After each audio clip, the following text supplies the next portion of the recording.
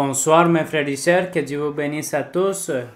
Je suis très content de vous saluer et de partager avec vous ce soir ici en Colombie et de savoir que dans tant de pays et beaucoup de frères et de personnes récentes qui s'unissent à cette diffusion, gloire au nom du Seigneur, vous pouvez vous asseoir. Je voudrais vous partager un témoignage de la façon comment Dieu a écouté un frère. Il travaille avec son véhicule et ces derniers jours, il a eu des difficultés car son véhicule, il a fallu l'amener au garage et il n'avait pas les ressources ou les revenus pour amener le véhicule pour qu'il fasse tout le travail de réparation mécanique qu'il devait faire.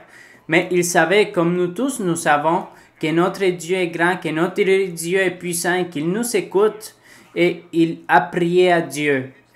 Mais regardons la façon comme il a prié.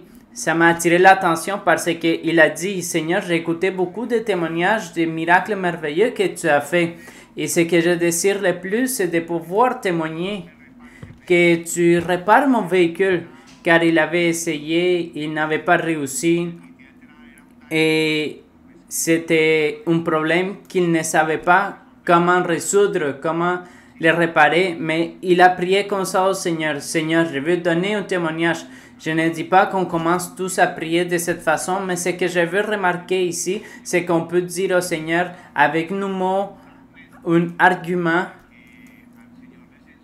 qui sensibilise le Seigneur, et c'est ça qui est arrivé dans ce cas.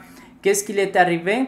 Notre frère raconte qu'il a prié au Seigneur et le lendemain, lorsqu'il s'est réveillé, il est allé allumer son véhicule et tout était correct.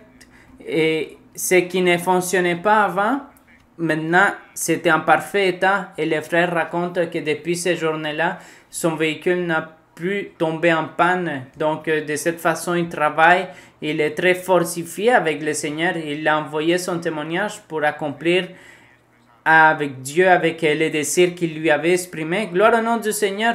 Nous allons nous mettre debout et nous allons lire dans nos Bibles. Nous allons lire dans l'Évangile selon Marc. Lisons dans Marc, chapitre numéro 7. Nous allons lire l'enseignement qui nous donne ce merveilleux évangile. Marc, chapitre 7. Et nous allons lire au sujet des péchés qui commet les êtres et que ce sont des péchés qui naissent du cœur, que ce sont des péchés, comme dit la Bible dans le verset numéro 20, que c'est écrit qu'ils contaminent, qu'ils souillent l'homme et qui s'extériorisent. Verset 20, lisons pour honneur et gloire de notre Seigneur, dit la Bible. Il dit encore, ce qui sort de l'homme, c'est ce qui souille l'homme, car c'est du dedans, c'est du cœur des hommes que sortent les mauvaises pensées, les adultères, les impudicités, les meurtres, les vols, les cupidités, les méchancetés, la fraude, les dérèglements, les regards envieux, ce qu'on a prêché déjà, la calomnie, l'orgueil, la folie. Toutes ces choses mauvaises sortent du dedans et souillent l'homme. Vous pouvez vous asseoir. Dans ces méchancetés qui contaminent ou qui souillent l'homme, il y en a un qui s'appelle l'orgueil. Nous allons prêcher de l'orgueil ce soir. Et la relation avec cette méchanceté ou ce péché est en relation avec le verset numéro 22 lorsqu'il parle ici l'orgueil et la folie. Elles sont très semblables. Il parle ici des différents péchés et il remarque qu'il y a un péché qui est l'orgueil. Et le Saint-Esprit, dans plusieurs prophéties générales, à travers notre sœur Marie-Louisa, nous a enseigné que nous devons enlever de notre cœur l'orgueil. Elle dit, oubliez l'orgueil, il faut enlever cela du cœur. Il faut l'enlever du cœur car l'orgueil pour les définir, pour qu'on commence à les comprendre, c'est quoi l'orgueil? Nous pourrions commencer pour dire que c'est un défaut et en même temps c'est un sentiment comme l'envie. L'orgueil, c'est aussi un sentiment qui est dans les personnes. Et cela consiste en quoi ces sentiments? Dans le cas de l'orgueil, ce que nous trouvons, c'est que la personne, elle ne s'humilie pas, elle ne cède pas devant les autres, elle se sent supérieure. Et à cause de cela, elle a de l'orgueil, elle est autant la personne, elle se comporte de cette façon. Elle ne cède pas, elle ne donne raison à personne. La seule personne qui a raison, c'est la personne parce que l'orgueil ne le laisse pas. Et c'est quelque chose qui est là dans l'être. C'est quelque chose qui est si propre de la personne, de son caractère. C'est semblable lorsqu'une personne naît et sa nature est d'avoir une façon d'agir forte. C'est sa nature. Pour d'autres, la nature peut être d'être orgueilleux. Et être orgueilleux fait que la personne ne cède pas devant les autres, qu'elle pense que c'est seulement elle qui a raison, qu'elle ne donne raison à personne. Et c'est une personne qui avec ce comportement se détruit elle-même et détruit aussi les autres personnes. Et aussi, la personne, elle a un haut concept d'elle-même. Et lorsque la personne est là, cet orgueil, elle se sent supérieure aux autres. Et à cause de se sentir supérieure aux autres, elle n'écoute pas les autres personnes. N'accepte pas ce qu'elle pense, elle ne tient pas compte des pensées des autres, sinon que c'est seulement ce que la personne considère ou elle pense ou elle détermine. Et cela génère beaucoup de tristesse et cela génère beaucoup de malaise et cela fait sentir très mal les personnes qui sont autour de lui. Si nous allons penser par exemple dans son foyer, dans beaucoup de places, il se détruit un pourcentage très haut à cause de l'orgueil. Quand il y a quelqu'un dans le foyer qui est orgueilleux, c'est un très grand problème parce que cette personne ne reconnaîtra jamais que la commune erreur. Elle ne va jamais demander des excuses à son copain ou sa copine. Elle n'acceptera jamais qu'elle s'est trompée. Et la personne préfère que le foyer se détruise au lieu de reconnaître un défaut de sa part. Alors cela fait que ce soit pratiquement impossible de dialoguer, impossible de se mettre d'accord, parce que la personne ne cède pas, la personne ne s'humilie pas, la personne n'est pas humble, la personne ne tient pas compte de la personne avec qui il ou elle habite. La personne considère que son point de vue, c'est seulement celui qui vaut. Alors nous disons que cela produit la destruction, mais pourquoi? Parce que l'autre personne va se sentir très triste, elle va se sentir abattue et quelle sera la conséquence? Donc son harmonie, son bien-être va être détruit. Aussi, celui qui est orgueilleux, il va voir comment son foyer se détruit. Et lorsqu'il voit son foyer se détruire, alors sa vie spirituelle aussi, sa stabilité spirituelle aussi, alors il y a toujours de destruction. Il y a toujours de la destruction avec cela. Et cela, c'est quelque chose qui est commun dans les êtres.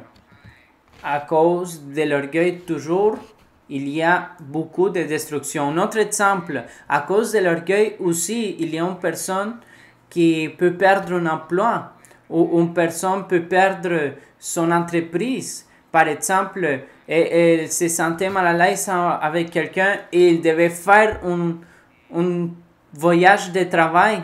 Et à cause de sa façon d'agir, son orgueil, à cause de ses défauts, de ne pas s'humilier, de ne pas céder, de se sentir supérieur, d'agir de cette façon, cette personne ne fait pas le voyage de travail. C'était un voyage d'entreprise fondamental pour pouvoir sortir de l'avant son entreprise, mais comme la personne, elle est orgueilleuse, elle ne cédera jamais et elle préfère que l'entreprise se détruise.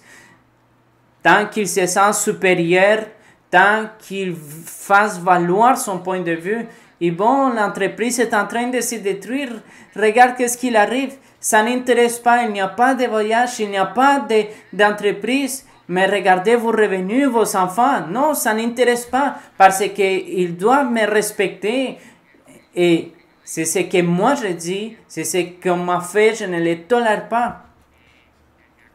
Et que l'entreprise finisse, mais je ne vais pas, comme nous disons ici en Colombie, peut-être dans des autres pays, vous me comprendrez, donner les bras à tordre. Je ne vais pas baisser la tête, comme disent dans d'autres pays, ou avoir une attitude d'humilité, d'écouter, de raisonner avec notre prochain.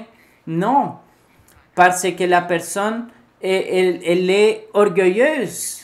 Alors que l'entreprise finisse, et il commence aussi à souffrir et sa famille aussi commence à souffrir parce que ses enfants demandent la nourriture, alors il n'y a pas les revenus, ils demandent pour les études, il n'y a pas les revenus, mais ça n'intéresse pas. Premièrement, l'orgueil. Premièrement, cet orgueil, même s'il y a de la destruction. Un autre exemple avec l'orgueil. Vous savez, un bon ami à vous, et il arrive qu'il est arrivé un problème, alors non, nous n'allons jamais parler avec ce bon ami parce que ce problème qui s'est présenté, je ne l'accepte pas et c'est comme moi je le dis et c'est ça. C'est fini l'amitié, ça ne m'intéresse pas que vous avez été un bon ami, l'amitié c'est terminé, il n'y a plus de relation. Alors toujours, à la fin, le résultat c'est le même, la destruction. Parce que dans tous ces cas, regardons, le foyer s'est terminé. Dans le deuxième cas, l'entreprise s'est terminée. Et dans le troisième cas, une belle amitié a été détruite. Et la Bible nous enseigne au sujet de l'orgueil. Elle nous donne des exemples. Dans le livre de Romains, chapitre numéro 12, il nous dit que nous devons pratiquer cet enseignement pour que ça aille bien dans notre vie. Dans le livre de Romains 12, dans le verset 3, il est en train de nous enseigner que nous ne devons pas avoir un non-concept, une haute opinion de nous-mêmes. Parce que la personne qui est orgueilleuse, elle se sent supérieure aux autres. Et cela, c'est quelque chose qui est très, très difficile de mener. Quand la personne sent la supériorité, donc la personne, on voit que la personne méprise les autres aussi, et la personne ne pense pas avec sagesse et droiture d'elle-même et de ce que Dieu lui a donné, sinon qu'elle a un haut concept d'elle-même, et cela fait que la personne sent que l'opinion de l'épouse ne vaut rien, ou que l'opinion de son époux ne vaut rien, ou elle sent que ce que les autres pensent ne vaut rien, et que la connaissance de la personne, c'est qu'elle vaut, c'est qu'elle a étudié, elle est allée à beaucoup d'universités, elle connaît beaucoup de choses de la vie, donc elle prend les autres comme moins qu'elle, elle ne valorise pas ce que les autres pensent, ça ne l'intéresse pas, et cela c'est triste, et c'est un grand défaut. Pour cela, dit ici dans le verset 3, par la grâce qui m'a été donnée, je vous dis à chacun de vous de n'avoir pas de lui une trop haute opinion. Cela, c'est la personne orgueilleuse qui se sent supérieure. Mais de revêtir des sentiments modestes. Une personne qui est modeste, la sagesse, c'est la sagesse qui va nous aider à savoir mener toutes ces situations. La sagesse, c'est elle qui va nous donner la façon de ministrer tout.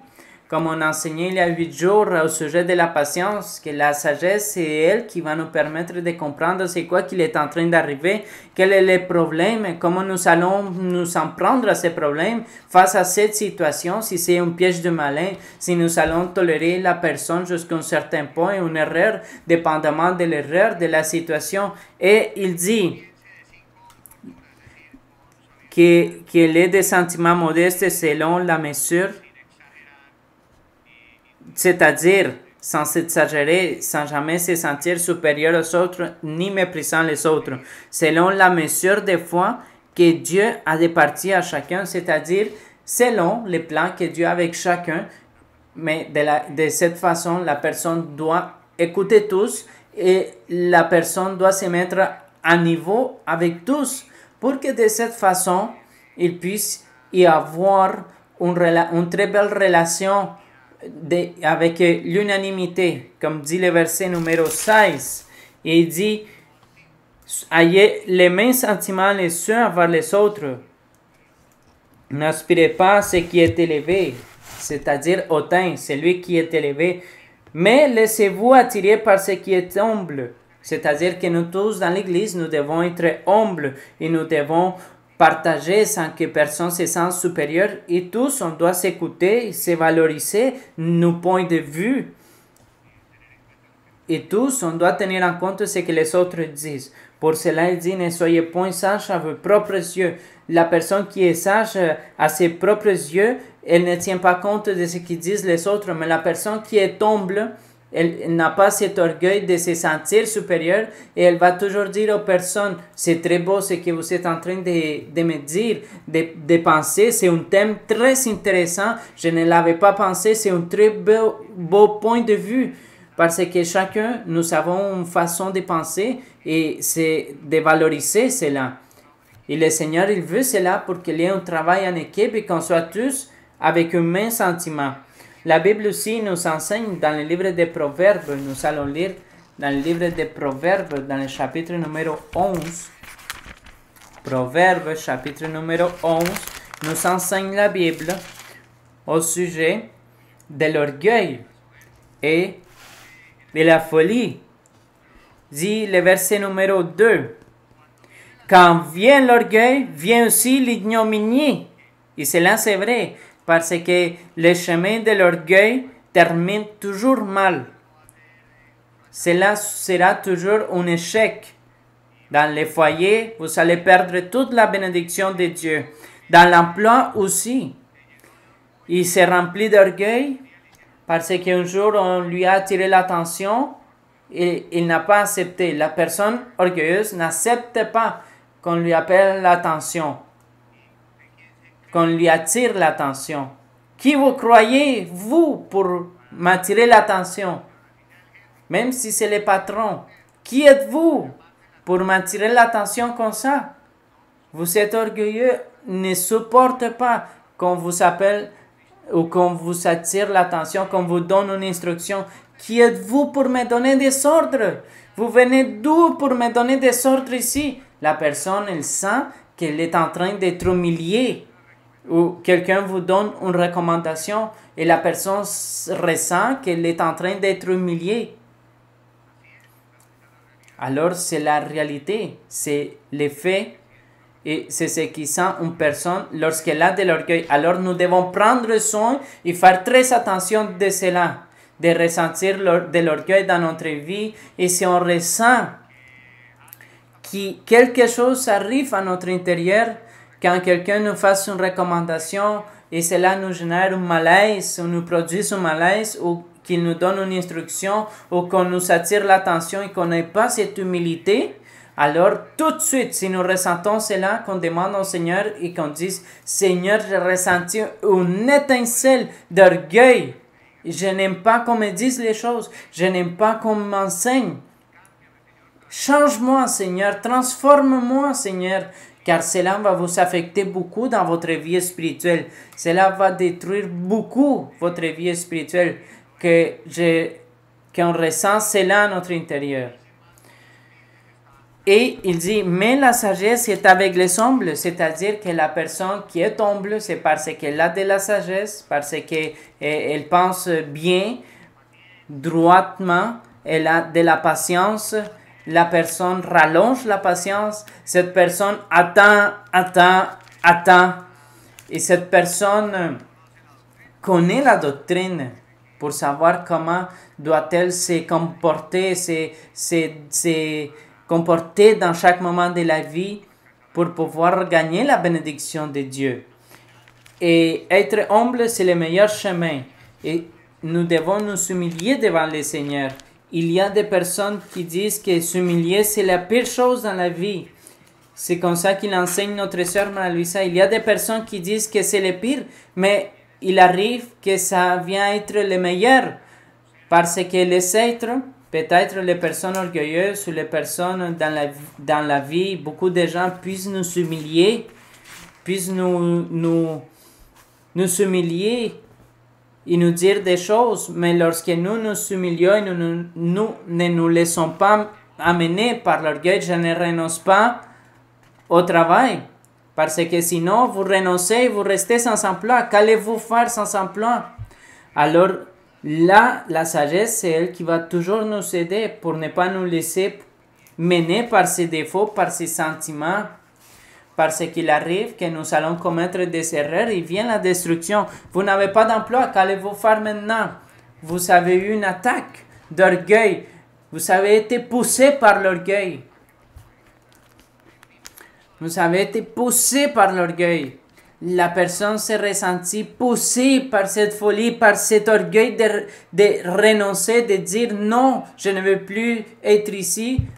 Mais dans ce travail, vous avez les revenus assurés pour subvenir aux besoins de votre famille. Alors tout se fait avec manque de sagesse.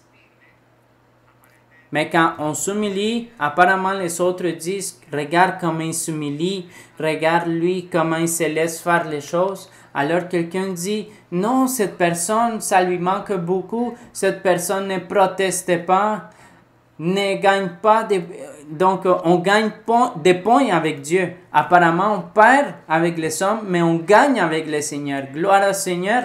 Cela aide beaucoup dans les foyers pour pouvoir amener de l'avant les foyers. Souvent, il faut s'humilier et avoir la patience et mener les situations.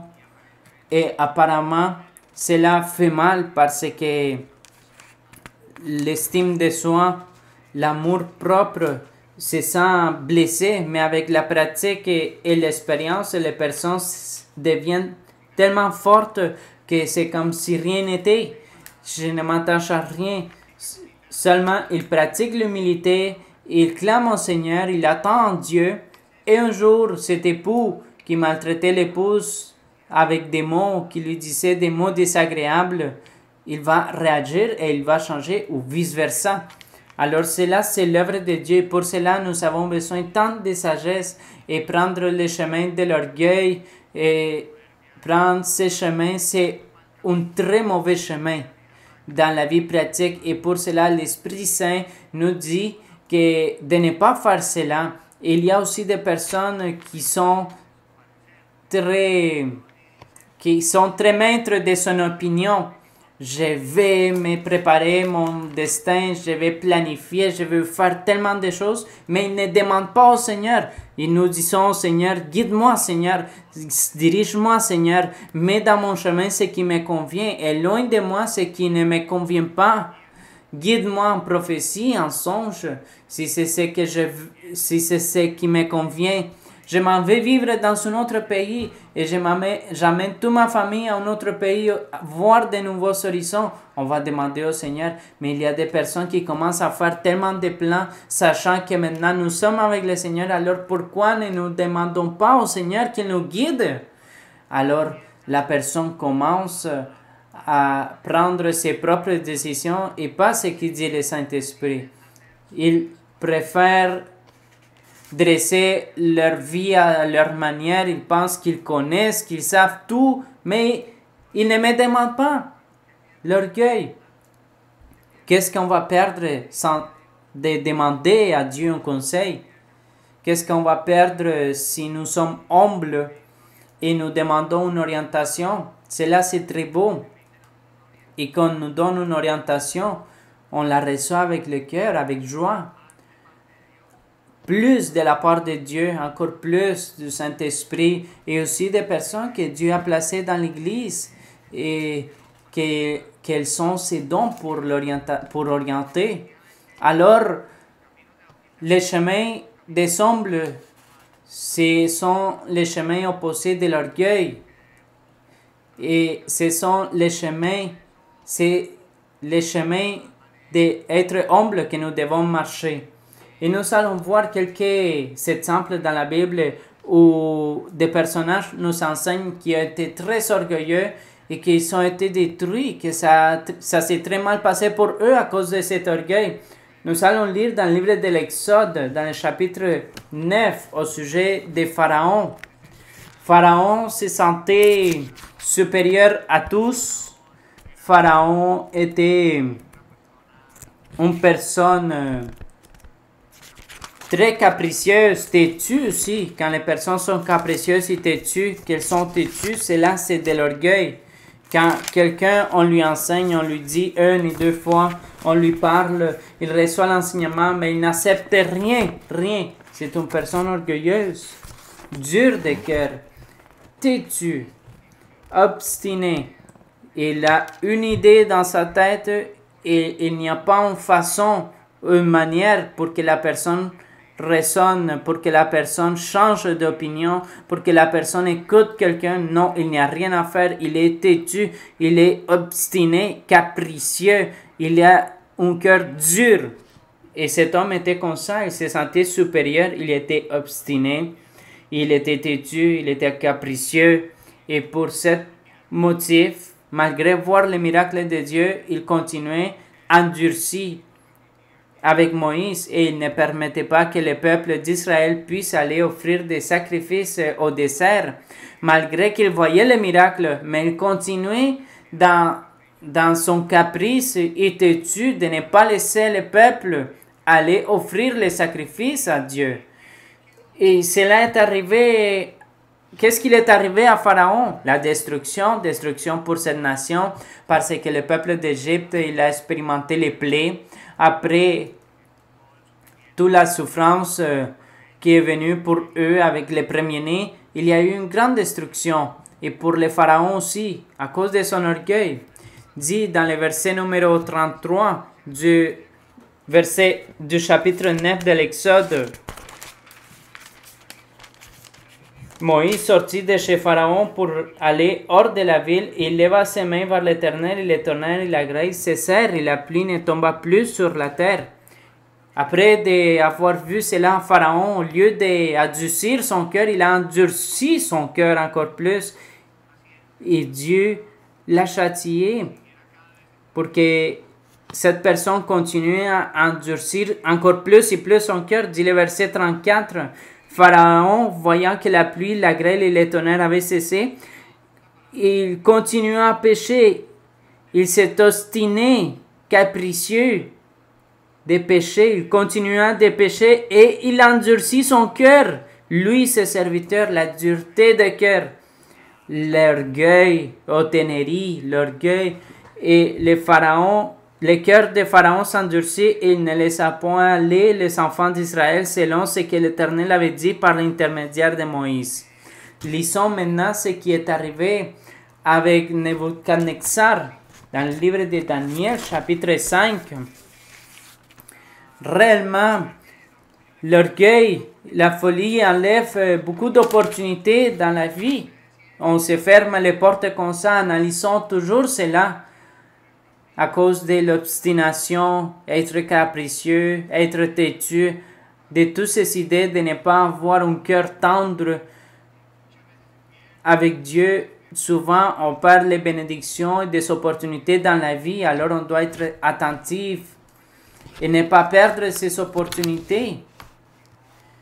Sinon, de comprendre ce qu'il est en train d'arriver. Dans le livre de Daniel, chapitre 5, dans le verset numéro 18, à partir du verset numéro 18, ce qui est arrivé au roi Nebuchadnezzar, que c'était un roi très puissant, et à cause de son orgueil, à cause de son arrogance, il a terminé pour perdre tout ce qu'il avait. Dit la Bible qu'il a été réduit en néant, comme s'il était un animal, une bête en train de manger de l'herbe, pour ne pas valoriser Dieu, ne pas reconnaître l'existence de Dieu. cela était la destruction de Nebuchadnezzar. C'est un exemple de jusqu'à où peut être détruite une personne qui est orgueilleuse.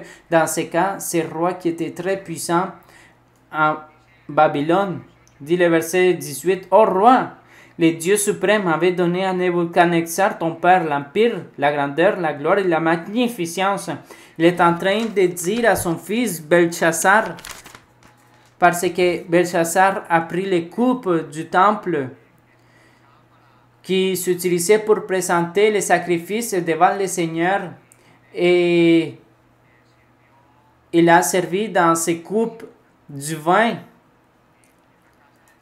dans la maison de l'Éternel. C'est une profanation, c'est une violation. Et ici, il est en train de dire à Belchassar ce qui est arrivé à son père. Et Belchassar n'a pas appris de cela. Lui aussi, il a été très orgueilleux. Au lieu de reconnaître l'existence de Dieu, au lieu d'avoir appris ce que son père a vécu, il continue avec son orgueil, sa folie, et il a commencé à mettre au défi le Seigneur des commandements qu'il avait, que tous ces coupes étaient sacrées, qu'il ne pouvait pas les utiliser pour les thèmes, il fallait seulement les utiliser pour les thèmes du temple, les sacrificateurs, verset 20. Mais lorsque son cœur s'éleva et son esprit s'endurcit jusqu'à l'arrogance, c'est là la répétition. D'un premier côté, il dit son cœur s'éleva. Et après, il dit son esprit s'endurcit. Cœur et esprit, c'est la même chose. Jusqu'à l'arrogance, orgueil et folie. Il fut précipité de son trône royal et dépouillé de sa gloire. Et comment d'autres se manifestait la destruction et le châtiment, il fut chassé du milieu des enfants des hommes, et son cœur devint semblable à celui des bêtes, et sa demeure fut avec les saunes sauvages. On lui donna comme au bœuf de l'herbe à manger, et son corps fut trempé de la rosée du ciel, jusqu'à ce qu'il a reconnu que le Dieu suprême domine sur le règne. Quand il dit ici, il a reconnu que le Dieu suprême domine le règne, il a reconnu tout le contraire de l'orgueil.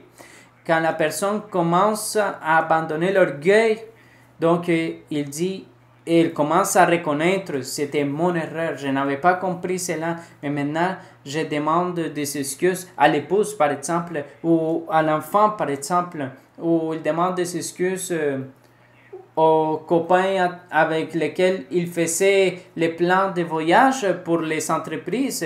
Les situations s'est reçues et on va de l'avant et Dieu bénit. Parce qu'il y a un bon témoignage et il n'y a pas de destruction. Et les personnes autour de nous ne sont pas affectées.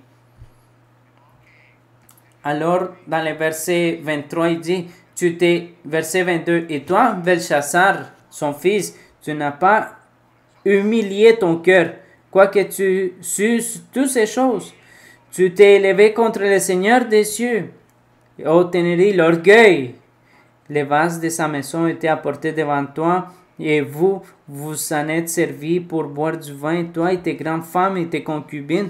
Là est toute l'explication du péché qu'ils ont commis. Aussi avec des dieux d'argent, d'or, de rein. Maintenant, nous allons lire dans 2e des Chroniques, dans le chapitre 26, où nous trouvons aussi une très belle explication avec un roi qui s'appelait le roi Uzias. 2e des Chroniques, chapitre 26. Qu'est-ce qui est arrivé à ces rois dans l'époque du prophète Esaïe? Et ce prophète Uzias a été très béni par le Seigneur. Dieu l'a donné beaucoup d'armes à l'armée, qu'il avait une grande armée dans le verset 14, des boucliers, des lances, enfin des flèches.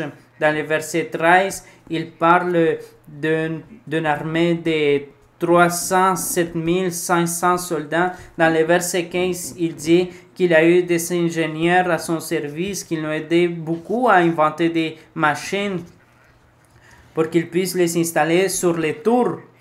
Et sa renommée s'est répandue. Mais il a été aidé par qui? Sa renommée s'étendit au loin car fut merveilleusement soutenu jusqu'à ce qu'il devienne puissant. Au lieu de reconnaître que c'était Dieu qui l'avait béni, il est tombé dans l'orgueil. Et qu'est-ce qu'il a fait? Il pensait qu'il était supérieur qu'elle était plus haut que Dieu. Et il a pris des attributions qu'il n'avait pas, que c'était les sacrificateurs qui les avaient. Et il est allé au temple pour offrir de l'encens, du parfum. Et ces tâches, c'était seulement les sacrificateurs qui les faisaient. Et quand les sacrificateurs se sont rendus compte de cela, ils lui ont fait la réclamation. Roi, tu ne peux pas faire cela, cette fonction, Dieu ne te l'a pas donnée, c'est aux sacrificateurs. Et au lieu d'écouter aux sacrificateurs et de valoriser l'enseignement des sacrificateurs, ce qu'il a fait, c'est avec son orgueil de se remplir de colère, qui est ce que nous partageons tantôt. Lorsqu'une personne se fait attirer l'attention, donc elle tombe en colère. Et à cause de cette colère devant Dieu, devant les sacrificateurs, il a brûlé, il a fait quelque chose qui n'était pas correct. Et jusqu'à où ça va? Ce roi qui avait tout, Dieu l'a détruit, parce qu'avec l'orgueil, il a la destruction. Dans le verset numéro 18, il dit, « Homme courageux qui s'opposa au roi Osias, il lui dit, tu n'as pas le droit, Osias, d'offrir des parfums à l'Éternel. Ce droit appartient aux sacrificateurs, fils d'Aaron, qui ont été consacrés pour les offrir. Sors du sanctuaire, car tu commets un péché. » 19. La colère s'empara d'Osias qui tenait un encensoir à la main, et comme il s'irritait contre les sacrificateurs, donc il est arrivé quelque chose. Il était en colère à cause qu'ils lui ont donné un conseil. Et donc, comme il était en colère, la lèpre l'a frappé. Maintenant, nous allons lire dans le livre de Néhémie. Nous allons voir qu'est-ce qui est arrivé avec le peuple antique. Le peuple antique a échoué à cause de l'orgueil, à cause de la dureté de cœur. Pour cela, aujourd'hui, nous devons faire très attention de ces défauts et d'avoir ces sentiments dans notre cœur et demander au Seigneur beaucoup qu'il nous garde d'être orgueilleux. Et s'il y a une étincelle d'orgueil dans notre cœur, demandez au Seigneur qu'il nous enlève cela, parce que comme ça, nous allons donner un grand pas dans notre vie spirituelle. Et le problème de l'orgueil, c'est qu'on ne se rend pas compte que nous sommes orgueilleux. Et la personne pense qu'elle n'est pas orgueilleuse. La personne pense qu'elle a raison. Pour cela, c'est tant et très complexe, ces péchés. Et pour cela, l'enseignement aussi, comme toujours, pour qu'on ouvre nos yeux et qu'on sache exactement c'est quoi l'orgueil. Que l'orgueil, il se caractérise de ce que nous sommes en train de parler. Et ici, explique la Bible clairement que le peuple antique demandait pardon au Seigneur. Le Seigneur était compatissant, il les pardonnait, mais il continuait à s'endurcir. Et lorsqu'il dit la Bible qu'ils se sont endurcis, qu'ils s'est endurci leur cœur, c'est qu'ils s'étaient têtus, obstinés, orgueilleux, qu'ils se laissaient mener de ce qu'ils pensaient, ce qu'ils disaient. Ils ne se laissaient pas guider par Dieu. Ils ne se laissaient pas guider par les prophètes, les sacrificateurs. Dit dans le verset numéro 29, Néhémie 9, tu les conjuras de revenir à ta loi, et ils persévérèrent dans l'orgueil et n'écoutèrent point tes commandements. Ils ne les acceptaient pas parce qu'ils n'avaient pas disposé leur cœur. Cela aussi l'a dit le Saint-Esprit dans la prophétie. Éloignez-vous de l'orgueil et disposez votre cœur. Disposer le cœur, c'est qu'on rend tendre notre cœur pour nous laisser guider par Dieu et suivre ses commandements, pour croire dans le Seigneur. C'est ce que nous avons besoin de dire au Seigneur. Seigneur, que nos cœurs se disposent avec sincérité, que l'orgueil s'en aille, que l'orgueil de ce que nous avons, l'orgueil de toutes ces idées que nous avons, et de ne pas se laisser guider par Dieu, non, sinon qu'ils se sont laissés. Ils péchèrent contre tes ordonnances qui font vivre celui qui les met en pratique. Les péchés est là, ce qu'ils ont commis. Nous allons lire aussi dans le livre des Psaumes, dans les Psaumes 75. La Bible nous enseigne comment ils étaient si orgueilleux et ils ne reconnaissaient pas devant le Seigneur ses erreurs. Dit dans le Psaume 75, dans le verset numéro 4 et 5, je dis à ceux qui se glorifient, ne vous glorifiez pas. C'est-à-dire, lorsque quelqu'un se glorifie, il n'a pas d'entendement. Il dit, et aux méchants, ne levez pas la tête. C'est-à-dire que la personne qui est remplie d'orgueil, c'est une personne qui n'a pas de sagesse et qui n'a pas cet entendement parce qu'elle ne se laisse pas enseigner, elle ne se laisse pas conseiller, elle ne se laisse pas orienter parce qu'elle se croit supérieure à tous. Verset 6, ne levez pas si haut votre tête, ne parlez pas avec tant d'arrogance parce qu'il s'était hautain. Il parlait avec la tête haute comme s'il n'aurait pas de péché. Et par la suite, il dit dans le verset numéro 8, mais Dieu est celui qui juge. Il abaisse l'un et il élève l'autre. C'est-à-dire que la bénédiction est de Dieu. On gagne beaucoup plus. On gagne tout. La bénédiction de Dieu, c'est en s'humiliant devant Dieu et devant les hommes. L'humilité, c'est celle qui va nous aider, c'est celle qui va nous éloigner de l'orgueil. Aussi, lisons dans le livre d'Ézéchiel, Ézéchiel 28, là, il parle du roi de Tyr. Et c'est une prophétie qui est en train de donner le prophète Ézéchiel. Et il fait référence à un personnage qui, à cette époque-là, c'était le roi de Tyr. Et qu'il avait toutes les caractéristiques du malin, le diable. Dans lui se trouvaient ces mauvais esprits. Là se trouvait le diable. Et dans la prophétie, il parle au roi de Tyr, mais réellement il parle au diable. Parce que dans ce chapitre, nous trouvons qu'il est en train de parler à un chérubin, que c'était un ange, un très bel ange, qui demeurait dans l'Éden. Et que Dieu l'a béni. Et a multiplié sa grâce sur lui, sa bénédiction. Et il est en train de parler à cette chérubin, parce qu'ici dans ces versets, il dit qu'il était dans l'Éden. Le roi de Tyr n'était pas dans l'Éden, mais il dit aussi que cet ange fut créé, c'est-à-dire qu'il ne pouvait pas être Dieu, seulement que dans cet ange est entré l'orgueil et la folie. Il a commencé à se sentir supérieur à tous les autres arbres qui étaient dans l'Éden, qui étaient les autres anges. Et à cause de sa beauté et les capacités que Dieu lui avait données, il se sentait supérieur. Alors, si dans un moment déterminé, vous vous sentez supérieur, c'est mal. Demandez au Seigneur qu'il vous garde, parce que c'est ça que le diable a fait depuis le début. Il se sentait supérieur, il voulait se mettre au même niveau que Dieu, de pouvoir prendre la place de Dieu.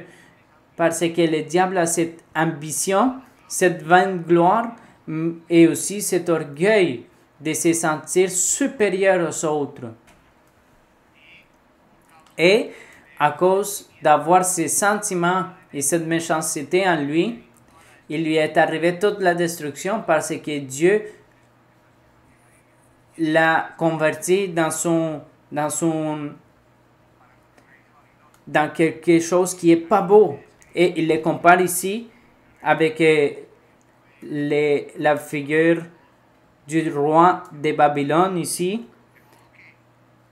Et il explique que c'était un très, très grand arbre. Mais ici, par exemple, dans le verset numéro 2, il dit, « Fils de l'homme, dis au prince de Tyr, Ézéchiel 28, ainsi parle le Seigneur, l'Éternel, ton cœur s'est élevé. » Lorsqu'on lit dans la Bible, ton cœur s'est élevé, parle de l'orgueil.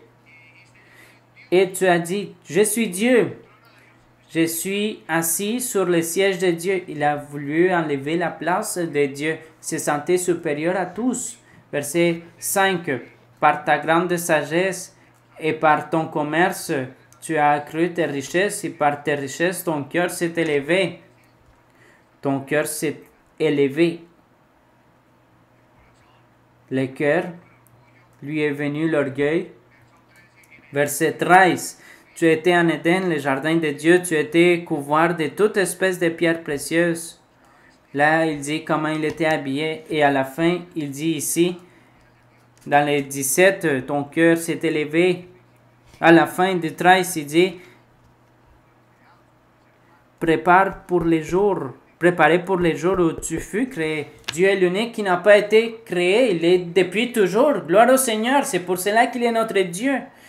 Et il dit aussi, dans le verset numéro 15, tu as été intègre dans tes voies depuis le jour où tu fus créé jusqu'à celui où l'iniquité a été trouvée chez toi. Alors, l'orgueil, verset 17, ton cœur s'est élevé à cause de ta beauté, tu as corrompu ta sagesse par ton éclat. Verset 19, tous ceux qui te connaissent, là sont les conséquences de l'orgueil, parce qu'il faut toujours penser à cela, que l'orgueil a des conséquences. Tous ceux qui te connaissaient parmi les peuples sont dans la stupeur à cause de toi, et tu es réduit au néant, tu ne seras plus à jamais. Là sont les conséquences. Il y a toujours des conséquences. Dans le livre des Proverbes, dans le chapitre 29, Proverbe 29, nous lisons la Bible aussi au sujet de l'orgueil. Il nous enseigne dans le chapitre 29 des Proverbes, dans le verset 23, il nous dit, l'orgueil d'un homme l'abaisse, mais celui qui est humble d'esprit obtient la gloire. C'est-à-dire que celui qui est humble, ça va toujours bien aller pour lui. L'honneur va toujours être avec lui et être accepté par les gens aussi. Mais celui qui ne l'est pas, ça va mal aller. Celui qui est orgueilleux, ça va mal aller pour lui. Ils vont commencer à parler mal de cette personne à cause qu'il est hautain, orgueilleux et à cause de ses comportements. Alors, c'est la pire chose qu'on peut faire. Un exemple d'une personne qui est orgueilleuse, c'est qu'on peut être en train de maltraiter son corps avec une arme coupante ou un couteau plutôt, pour que vous me compreniez mieux. Et ils sont en train d'insérer les couteaux sur la peau, mais la personne, au lieu de dire enlève-moi, il dit poussez-les plus. Et si vous devez m'enlever la vie, enlevez-moi la vie. C'est cela. C'est l'attitude d'une personne qui est orgueilleuse. Alors, à la longue, elle perd la vie pour ne pas s'humilier dans ce moment déterminé de la vie. Et dans Marc chapitre 3, aussi, il y a un passage dans le Nouveau Testament qu'il enseigne qu'il était très triste de voir la dureté du cœur du peuple juif à cette époque-là, malgré tout ce qu'avaient fait leurs pères dans l'Antiquité, continuaient à être dur de cœur. Le Seigneur allait faire une guérison un jour de sabbat, et la seule chose qu'ils voulaient, les pharisiens seulement, c'était de faire du mal au Seigneur. Ça ne leur intéressait pas les hommes. Le Seigneur était en train de leur donner l'opportunité à eux, mais eux, tant de rester dans leurs idées que c'était les fils d'Abraham, que c'était des pharisiens, que de ne pas reconnaître qu'ils s'étaient trompés, que maintenant c'était l'évangile, ils ne baissaient pas la tête, sinon qu'ils s'endurcissaient leur cœur. Et c'était quoi la fin? De ne pas suivre les chemins de l'évangile et perdre la vie éternelle et le salut. C'était cela la conséquence. Pour cela, le Seigneur a ressenti tant de tristesse. Et il dit dans les livres de Marc 3, 1 au 6, mais je vais lire seulement le verset 5.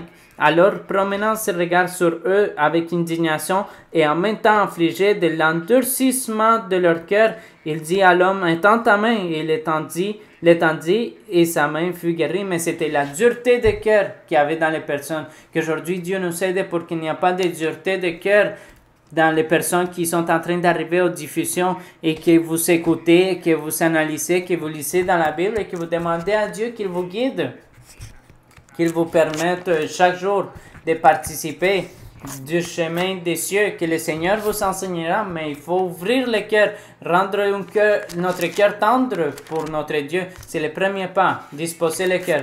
Et pour finaliser, dans le livre de Philippiens, face à la question, que pouvons-nous faire pour pouvoir surpasser l'orgueil? Comment pouvons-nous avancer face à l'orgueil? Là, nous avons dit que l'orgueil, nous pouvons le surpasser, nous étant humbles. Nous l'avons dit plusieurs fois que lorsqu'il y a des personnes humbles, lorsque nous sommes humbles, on surpasse l'orgueil, mais aussi, il enseigne ici dans Philippiens, dans le chapitre 2, dans le verset 3, que nous devons toujours nous sentir inférieurs aux autres. Je voudrais comme vous partager cela. Une des façons les plus belles pour qu'on puisse surpasser ces défauts, ces péchés, cette méchanceté, c'est ces sentiments, c'est en nous sentant inférieurs aux autres. Cela nous aide beaucoup parce qu'en se sentant inférieur, on ne va pas prendre cette aptitude de ne pas céder, de ne pas écouter, de s'imposer, sinon qu'on va toujours valoriser les autres, on va toujours les apprécier, les respecter, on va les aimer, les écouter avec amour. Et c'est ce qui enseigne la Bible, qu'on ne doit pas se sentir supérieur, sinon inférieur. C'est une des façons les plus efficaces peut-être si vous avez cette tendance que vous vous dites « je suis inférieur à tous » et les autres sont supérieurs de moi.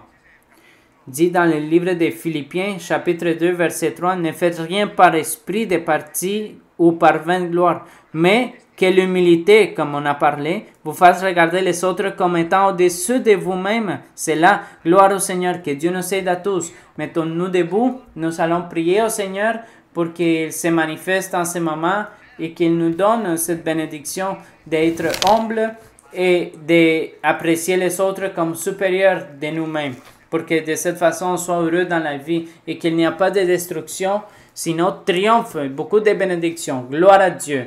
Béni Père Céleste, nous te remercions Seigneur pour ton amour infini, pour ton aide, ta manifestation, pour ta gloire. Nous t'adorons avec tout notre cœur.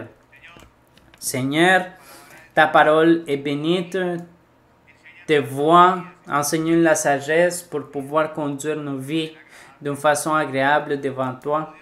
Ô Dieu de la gloire, reçois cette prière que nous faisons devant toi, car tous nous avons beaucoup d'espoir dans ton pouvoir, dans ta fidélité, dans tes promesses. Et nous voulons témoigner pour pouvoir partager à beaucoup de personnes que tu es vivant, que tu es réel, que tu te manifestes dans le milieu de chacun à travers le Saint-Esprit, avec les dons spirituels, les dons de la prophétie, les visions, les songes, que tu nous guides, tu nous enseignes ta parole à travers notre sœur Marie-Louisa, que tu l'as placée dans cette tâche, dans cette labeur, dans ces responsabilités si grandes, Seigneur, que tu nous transformes, que tu nous perfectionnes.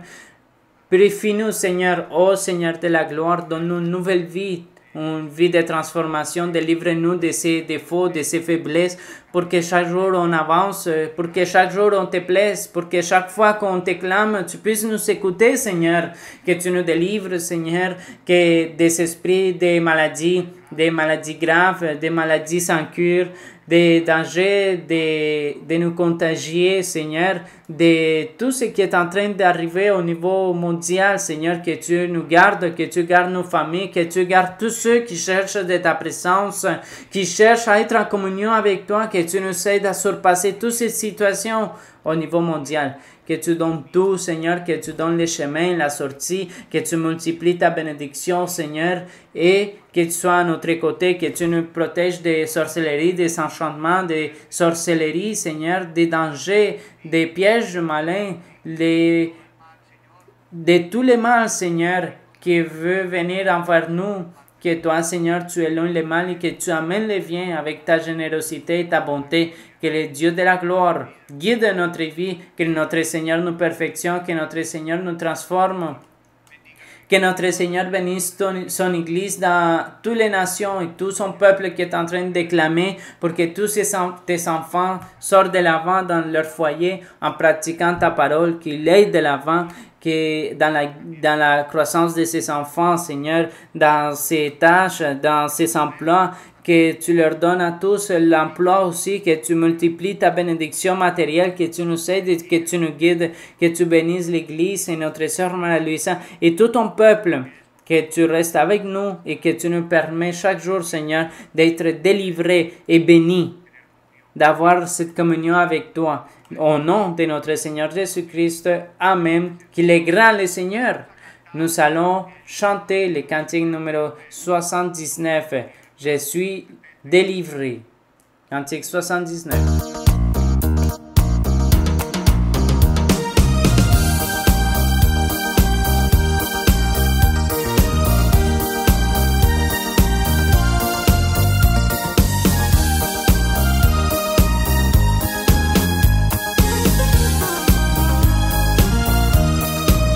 Soy libertado, gloria a Dios, pues su palabra dice así. De Satanás una vez fui esclavo, soy libertado, gloria a Dios. Soy libertado, gloria a Dios, pues su palabra dice así. De Satanás una vez fui esclavo.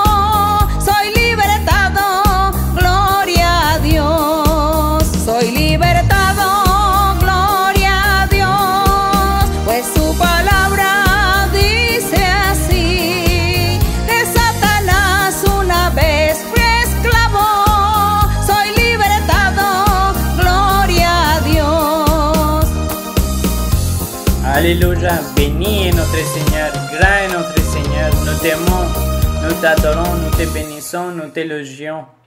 Qui donne l'honneur et la gloire au Seigneur. Béni notre Dieu. Une grande salutation à tous, que Dieu vous bénisse. À la prochaine, à bientôt. Gloire au Seigneur.